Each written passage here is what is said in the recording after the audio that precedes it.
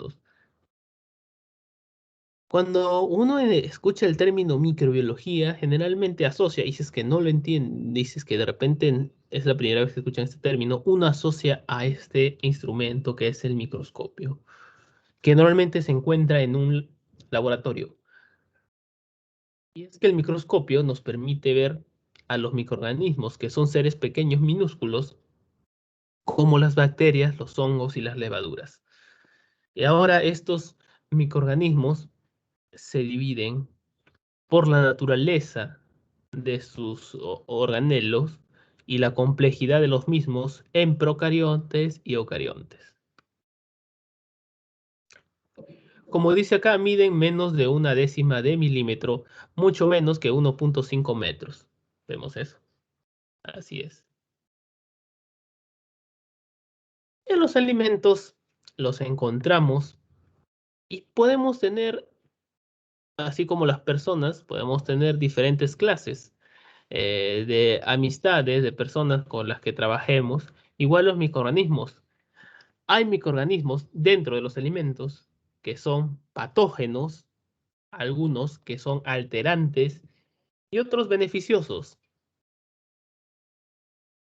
Los microorganismos patógenos, aquellos que nos van a causar una infección o intoxicación. Bueno, la infección y la intoxicación se diferencia básicamente en que los organismos que uno consume, un microorganismo, perdón, va a causar infección cuando en sí el microorganismo es el que es dañino. Vamos a suponer que para que se entienda que el mismo microorganismo es venenoso, por decirlo así. Mientras que la intoxicación es generada a través de una toxina que genera el microorganismo. Es decir, el microorganismo genera un veneno. Para que se entienda nada más. Mientras que, por otra parte, tenemos a los microorganismos alterantes. Y estos microorganismos, bueno, van a cambiar la estructura físico-química, organoléptica del alimento, ya sea cambiándole el color, el sabor, el olor, el pH y la textura. Esto está en función a lo que queramos hacer.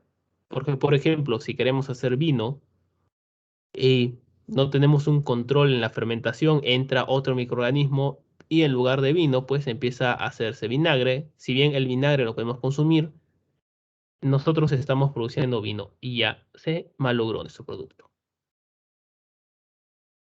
Finalmente tenemos los microorganismos beneficiosos, aquellos que nos dan un efecto positivo, un efecto, un efecto valor agregado al alimento. Y no me refiero netamente al consumo de probióticos, sino en este caso al alimento en sí, como por ejemplo un yogur, un vino, el mismo vinagre, el pan. Entonces estos microorganismos son los que normalmente encontramos dentro de lo que es la industria de alimentos.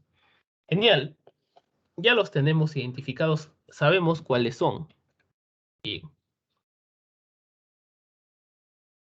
qué debemos tener en cuenta? De todas maneras, siempre lo más importante es la inocuidad, por sobre encima de todo. ¿Sí? La inocuidad. También hay que cuidar que nuestro producto no se malogre, por decirlo así, o pierda sus propiedades, pero la inocuidad es importante. Por eso buscamos una reducción de una contaminación tanto biótica como abiótica. Biótica se entiende que es de origen orgánico y abiótica de que no es de origen orgánico. Ahora les pregunto, para poder en este caso minimizar la contaminación por microorganismos, ¿qué se tiene que tener en cuenta en un proceso productivo de alimentos? ¿Qué se debe de tener en cuenta? ¿Qué hacemos?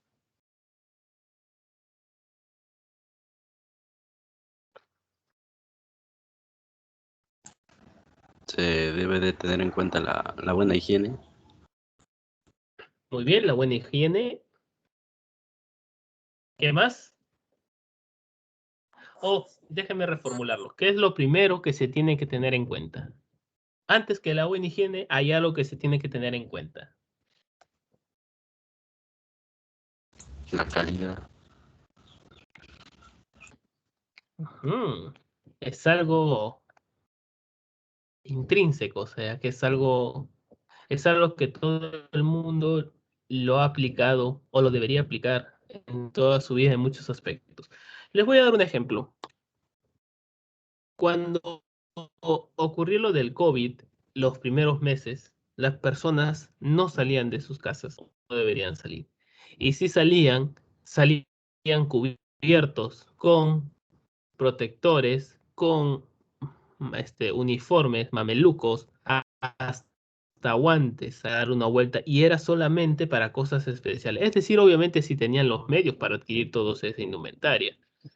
Y ahora solo andamos con la mascarilla. ¿Por qué? ¿Por qué ha cambiado? Y esto no se debe necesariamente a la vacuna. ¿Por qué ha cambiado?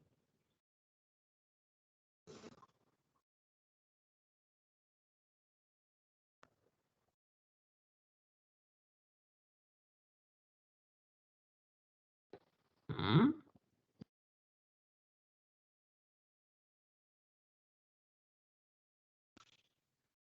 ¿Por qué cambiamos ahora a usar solamente la mascarilla? Y antes se usaba guantes y todo lo demás, bueno, los que podían, como les decía. Doble mascarilla, protector facial. ¿Por qué?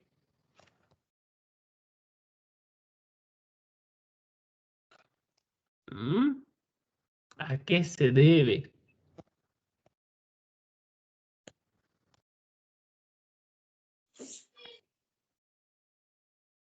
¿Por qué hay menos contagio?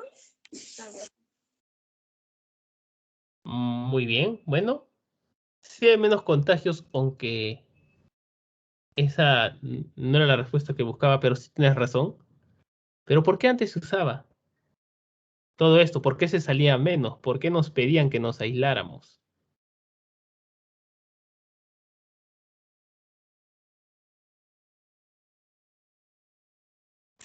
Para no contaminar. Ya, también, se acerca bastante. Esto es algo... esto es- ¿Comenta? ¿Sí? ¿Ibas a comentar algo?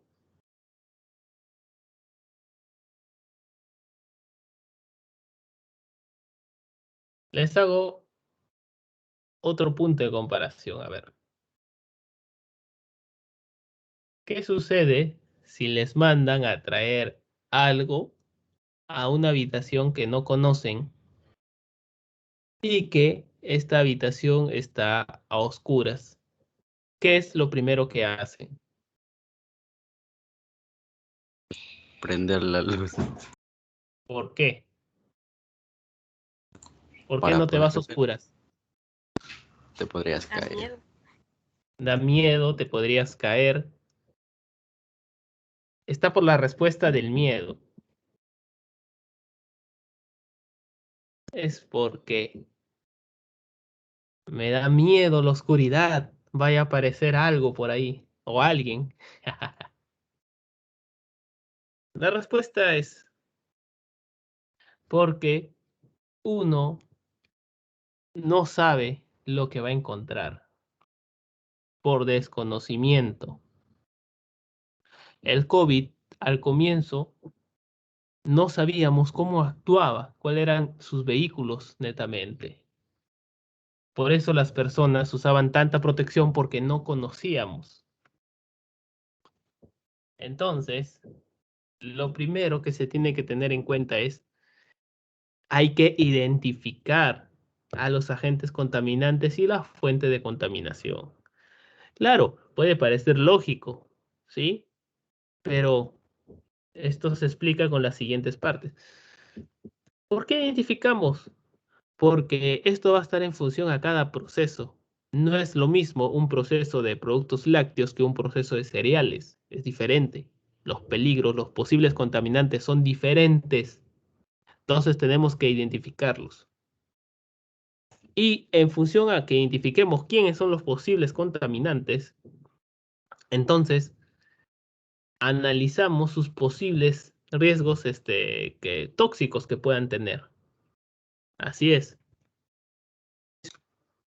El efecto que tendría sobre la salud del consumidor.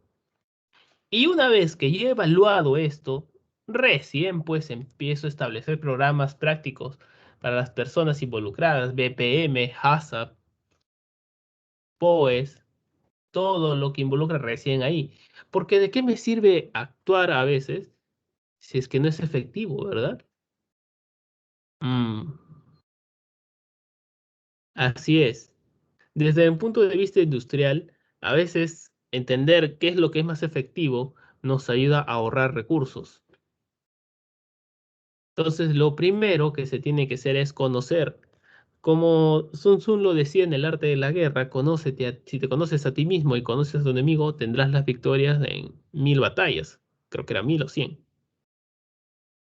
Pero eso es lo que se tiene que hacer. Conocer para saber cómo actuar.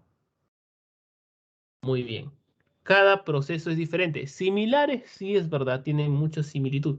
Pueden buscar información biográfica, también pueden encontrarlo si quieren. Pero de todas maneras es bueno que identifiquen. Porque les comentaré, no solamente basta con saber que la materia prima viene con tanto, va a venir posiblemente con esta carga microbiana. ¿Cómo lo puedo minimizar? Pues fácil, compro un proveedor que me asegure de que su producto está inocuo. ¿Cómo pude llegar a esa conclusión? De repente es porque conozco cuál es el microorganismo y sé que no tengo los medios para yo controlarlo. No tengo con qué controlarlo, entonces mejor prefiero pagar un poco más y conseguir un proveedor que me dé garantías. Es un ejemplo nada más pequeño.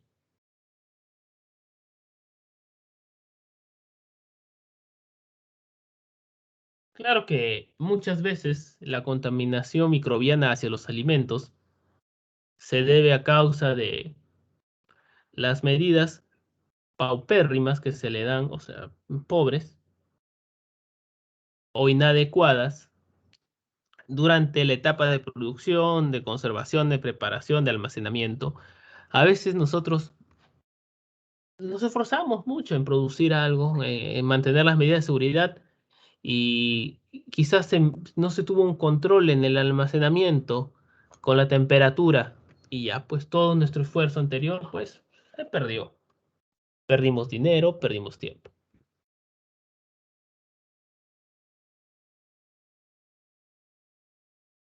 Y tenemos que tener esto en cuenta para saber cómo prepararnos frente a estos microorganismos. Y generalmente los microorganismos los encontramos, generalmente no, sino son de dos maneras, de dos formas, de dos tipos, por decirlo así. Los tenemos en dos presentaciones. ¿Cuál es la presentación o cuál de estas dos estructuras celulares, porque son microorganismos, les parece más complejo? ¿Derecha o izquierda?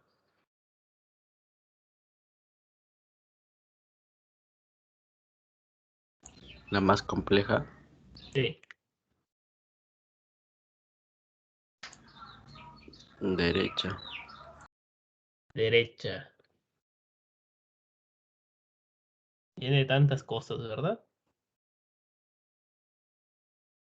Este es algo más rudimentario.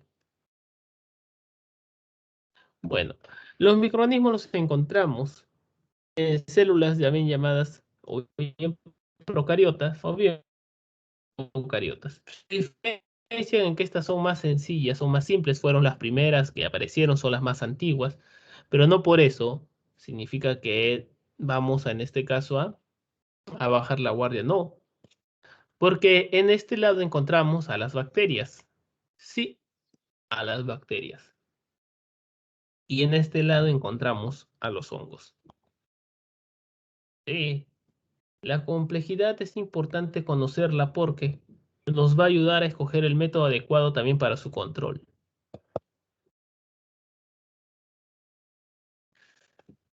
Y de estas tres formas vamos a encontrar en estas tres presentaciones a los microorganismos, estos seres vivos, con excepción de los virus.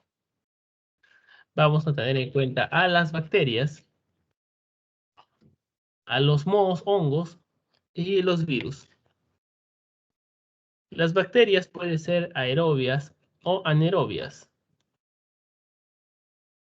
¿Alguien sabe lo que es aerobio o aeróbico? ¿Mm? ¿Qué requiere lo aerobio? Oxígeno.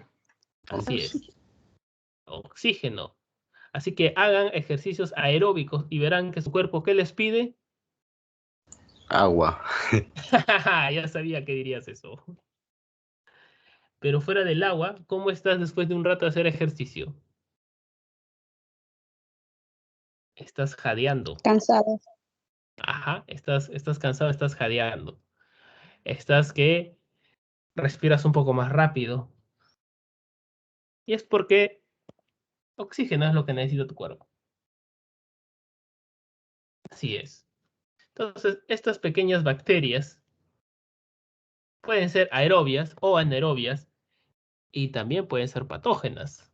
Es decir, hacen daño, son malvadas.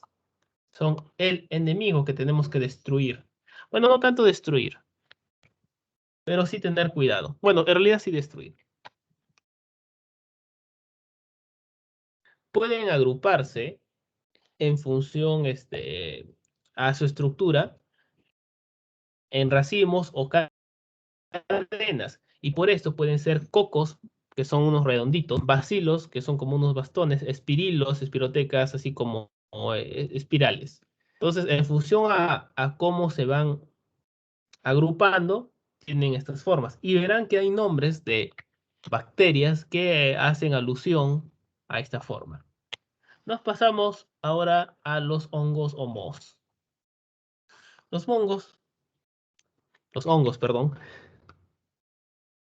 también, bueno, ellos viven en medios ácidos. Y también a veces se clasifica acá a las levaduras. Entonces, los hongos prefieren estos medios ácidos a diferencia de las bacterias. Pero también hay bacterias, hay excepciones. La mayoría de bacterias no les gusta lo ácido, pero hay bacterias que sí les gustan los ácidos, como las bacterias lácticas, por ejemplo, las encargadas de hacer el yogur. Y ahora vamos a los virus. Los virus no son considerados seres vivos, pero en este caso se tienen en cuenta porque son fragmentos, por decirlo así, de algún ácido nucleico, ya sea el ARN o el ADN, y que ellos se encuentran así suspendidos sin hacer nada hasta que encuentran un huésped y empiezan a utilizar ese huésped para reproducirse, replicarse. Ejemplos, el COVID, ¿verdad? El COVID de por sí, si está solo por ahí no va a hacer nada, pero si encuentra un huésped se empieza a reproducir. Así que estos son. Muy bien. Y vamos a ver ahora parámetros intrínsecos y extrínsecos que van a ayudar al desarrollo de los microorganismos. Y bueno, incluíamos por ahora los virus, solamente porque se ha visto ahí, pero no está dentro de esa clasificación, pero es para que no se sienta solo.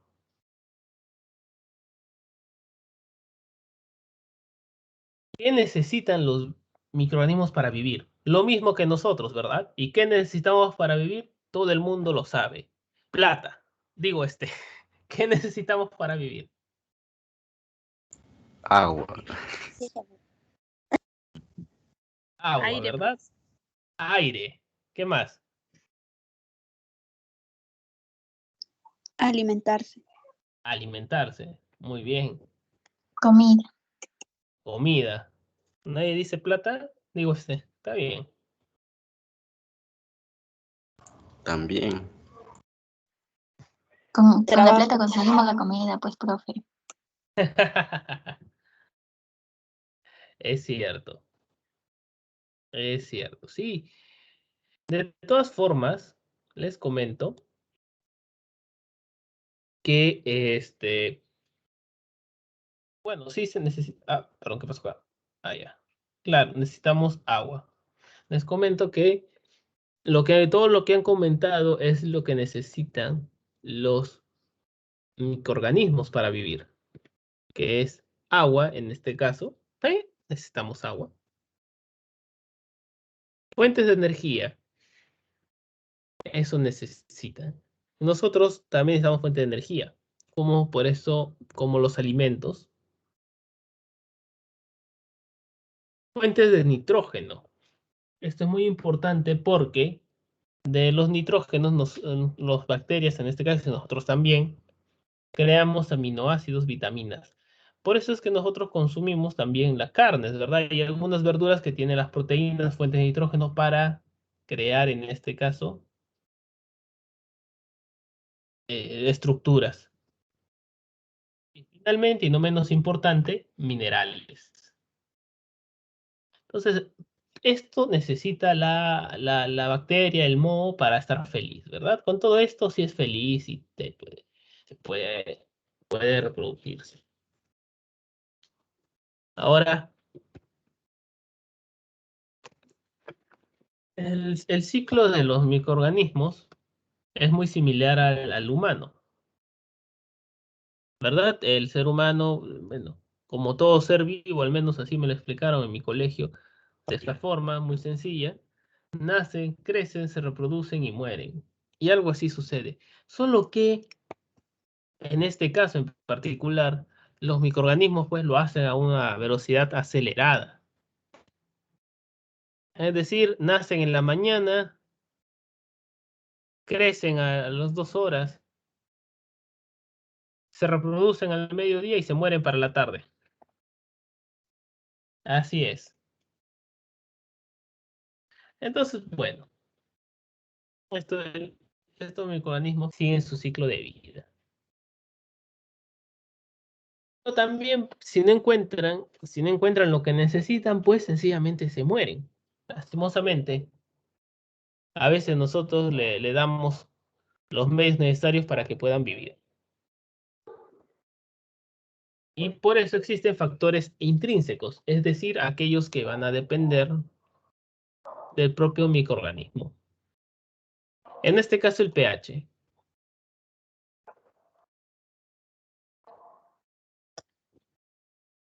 El pH, que normalmente les gusta a las bacterias, es muy similar al neutro, está entre 6.6 y 7.5. Entonces, para la bacteria es feliz estando ahí en su mayoría, porque ya les comenté que hay bacterias acidolácticas. Mientras que a los mohos les gustan los pHs ácidos. En realidad los mohos tienen un rango amplio de los pHs, pero pueden estar tranquilamente en los pHs ácidos. También tenemos la humedad propia del microorganismo, que la podemos evaluar en función a la actividad de agua. Así se denomina, que es un parámetro. Entonces, que se calcula. Es un parámetro matemático, numérico. Podemos ver de que a las bacterias empiezan a alterar a los microorganismos que tienen una actividad de agua superior a 0,99. Actividad de agua se escribe AW, por si acaso. Las levaduras mayor a 0.8 y los hongos a 0.9.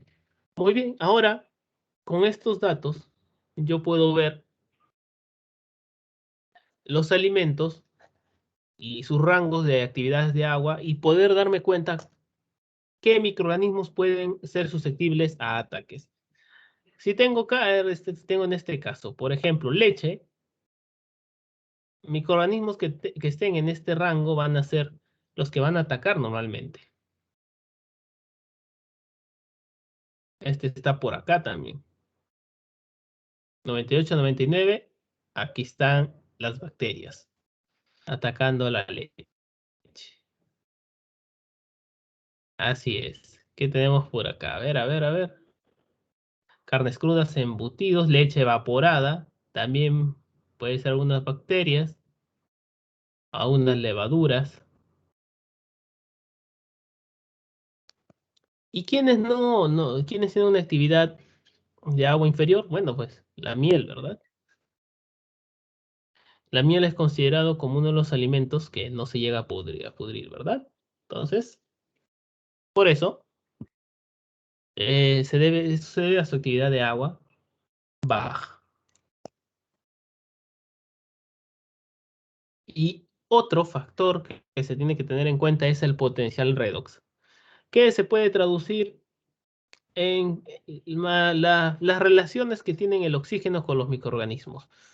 Por ejemplo, acá indica microorganismos aerobios necesitan para crecer valores de redox positivos.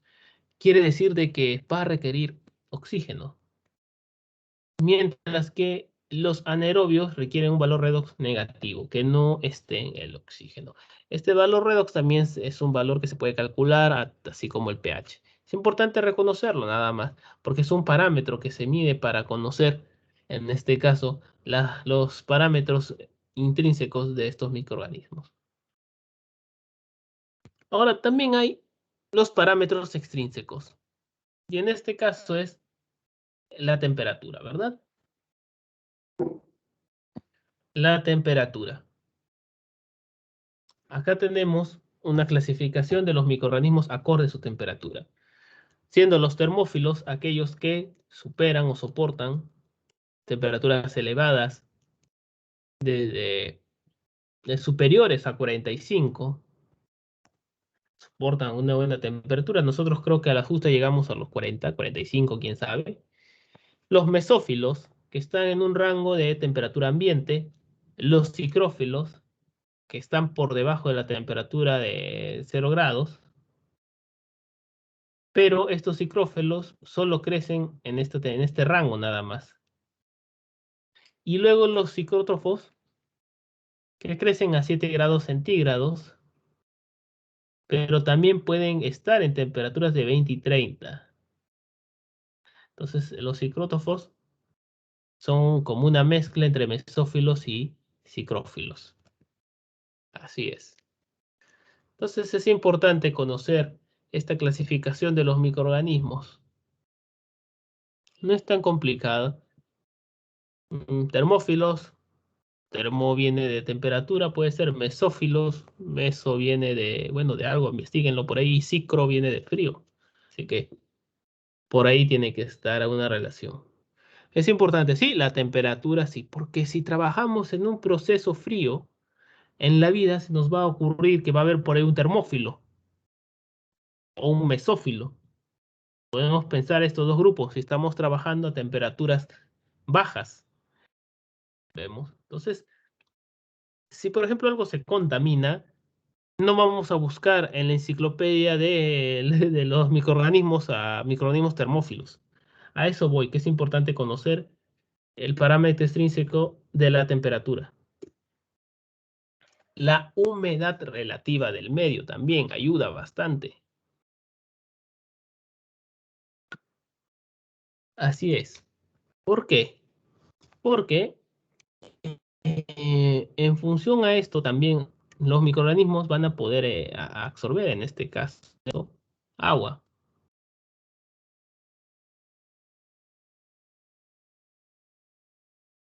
¿Por qué? Porque, por ejemplo, los alimentos, como dice acá, los alimentos con una actividad elevada, una actividad de agua elevada,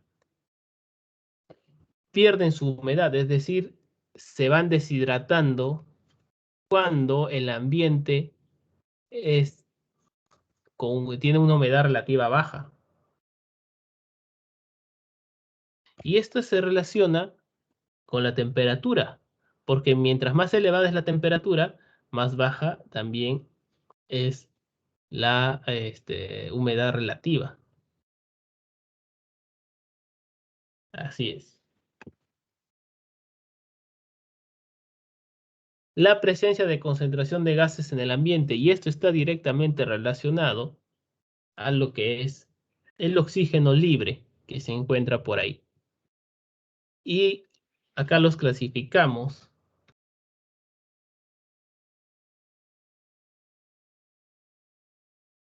en los tipos de microorganismos que habíamos mencionado anteriormente, que son los aerobios, que se desarrollan en presencia de oxígeno libre,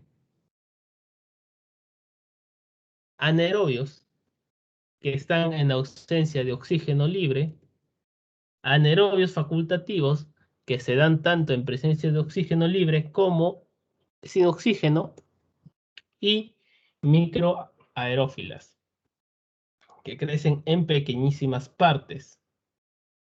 Pregunta.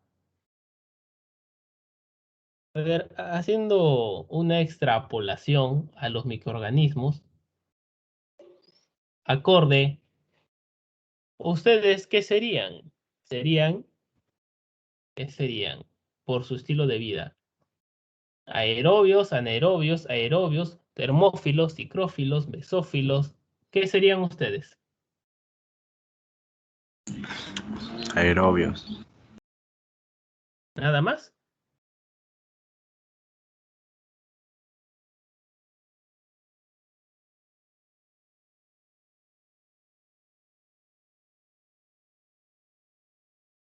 ¿Qué más?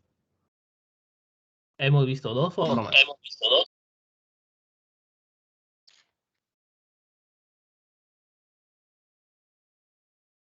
¿Qué seríamos?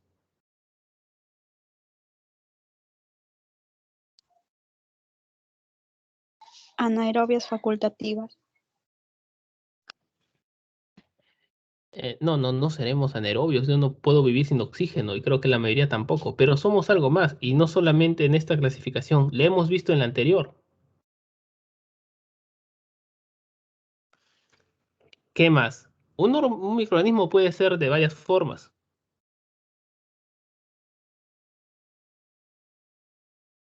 ¿Mm?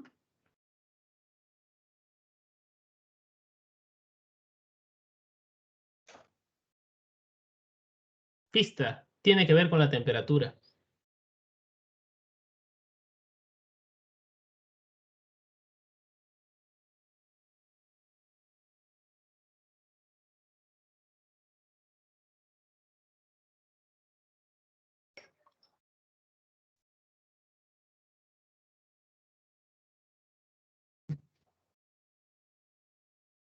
Ah, ¿no se acuerdan?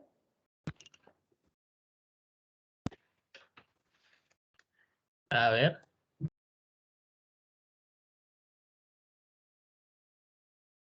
¿Qué son?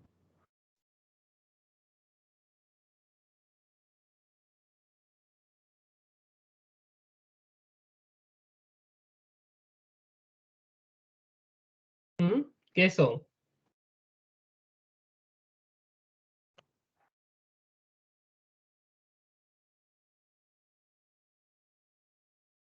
Mesófilos. Así es. Mesófilos son. Son mesófilos. Aerobios. ¿Por qué son mesófilos? Porque se desarrollan en estas temperaturas, ¿verdad? O no sé, ustedes se ven desarrollándose, haciendo todas sus funciones vitales a más de 45 grados, 55 grados. Tampoco los veo haciendo sus funciones vitales a 0 grados. Ojo, que lo soporten no significa de que lo sean, ¿ah? Y sí, aunque esta clasificación se aplica pues a los microorganismos, definitivamente es una forma para que se acuerden. De igual manera, nosotros respiramos oxígeno. Sin oxígeno no podemos vivir en realidad. Muy bien. Ahora, una vez que sepamos estos microorganismos, cuál es su clasificación, ahora podemos ver a los que atacan a los alimentos. Pero, afortunadamente, hay microorganismos que nos van a ayudar en este caso a poder identificar si va a ser patógeno, nos va a generar toxinas o algún mal, por decirlo así. Y estos son los microorganismos indicadores.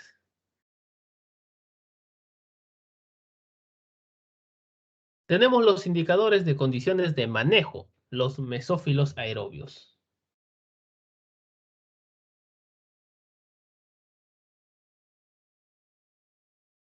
¿Qué indican estos microorganismos de condiciones de manejo? Estos microorganismos, en primer lugar, son bacterias, mohos, que se desarrollan por ser mesófilos a 30 grados. Por ahí se aproximan hasta 40. ¿Qué me van a indicar estos microorganismos? ¿Qué me indican? Bueno, dado de que se encuentran, son mesófilos, yo imagino, pienso yo, que para que estén vivos tienen que estar en el mismo ambiente que la persona, ¿verdad? Entonces indican que ha habido una manipulación con las manos de repente las personas que estén contaminadas, ¿sabe? También puede que exista en la materia prima que no se ha lavado. Entonces, esto me indica los mesófilos. Los hongos y levaduras. Los hongos tienen un rango amplio de pH para que se puedan desarrollar.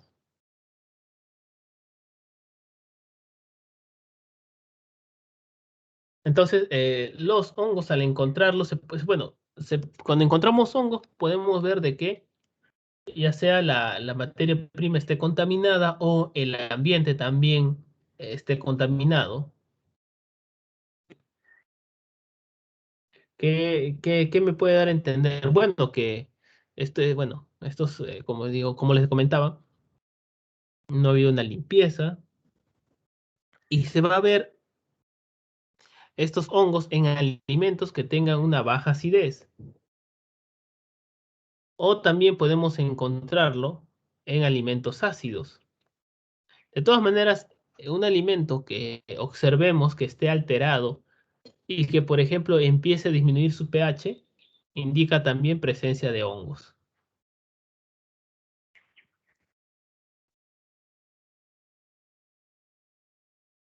Y luego están los coliformes. Los coliformes son bacterias que los coliformes totales, están dentro del grupo de las enterobacterias o enterobacter. Entonces, estas bacterias no necesariamente indican una contaminación fecal, sino en algunos casos se encuentran en el suelo, en el agua, en los granos, en las semillas. Se puede encontrar ahí estos coliformes. Ahora, los que vienen a continuación, sí, tienen que ver con eso. ¿Qué son los indicadores de contaminación fecal? Tenemos los coliformes fecales, la Escherichia coli, Enterococos, Clostridium perfringens. Acá dice Enterococos, forma redondita, ¿verdad? Ya es lo que les comentaba de las bacterias. Todos estos microorganismos se encuentran en el tracto intestinal de las personas o de algunos animales. Sí o sí. De ahí tienen que haber venido.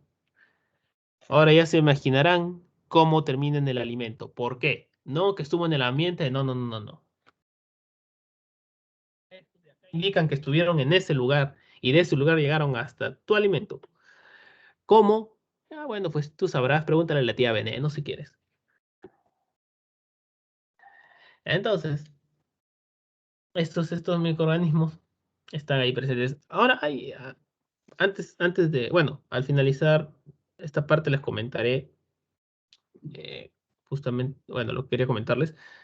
Voy a pasar esta parte. Y luego tenemos otros indicadores de contaminación importantes, que son el Staphylococcus y el Bacillus cereus. El Bacillus cereus va a causar, en este caso Bacillus, son formas así alargadas como bastones, causa toxinfecciones, aparte de que altera el producto. Y los Staphylococcus nos indican, en este caso, porque se encuentran en las fosas nasales, en la piel, en la saliva, nos indican que la persona quizás por ahí se rascó, se tocó las narices. Entonces, esto nos indican estos microorganismos indicadores, valga la redundancia, cuando se hace un análisis. Ahora, si lo quisiéramos ver desde el punto de vista, el daño que pueda causar a la persona, eso depende también de la carga microbiana, porque si recuerdan, en su material de análisis de la leche, indicaba en la parte microbiológica un rango. Si no se sobrepasa ese rango, entonces el alimento puede ser seguro, porque nosotros sí consumimos una determinada carga microbiana. Por eso es que a veces los extranjeros cuando llegan acá y consumen nuestros productos se intoxican porque no están acostumbrados a la carga microbiana que diferencia su país, ¿verdad? Entonces hay que tener en cuenta. Muy bien. ¿Dudas, preguntas hasta aquí en esta parte?